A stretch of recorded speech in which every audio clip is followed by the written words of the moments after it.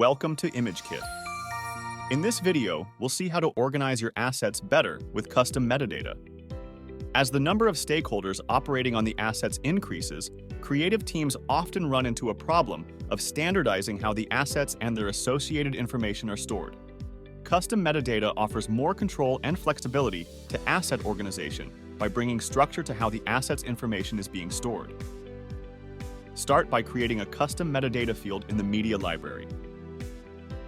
ImageKit allows you to create different types of custom metadata. Add a name and data type based on your need.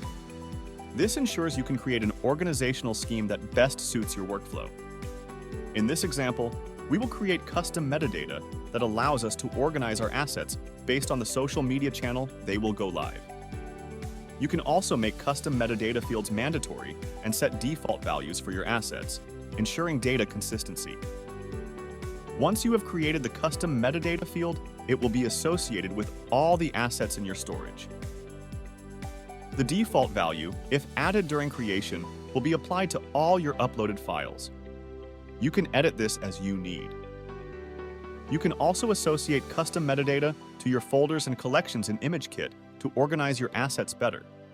But remember, assets in the folder or collection will not be associated with the custom metadata. Establishing a strong custom metadata framework will power your creative teams to find assets faster and achieve a frictionless workflow. You can also leverage ImageKit's Media API to programmatically create or edit metadata fields and their values to streamline your workflows better. Refer to our docs to know more, so go ahead and try ImageKit today.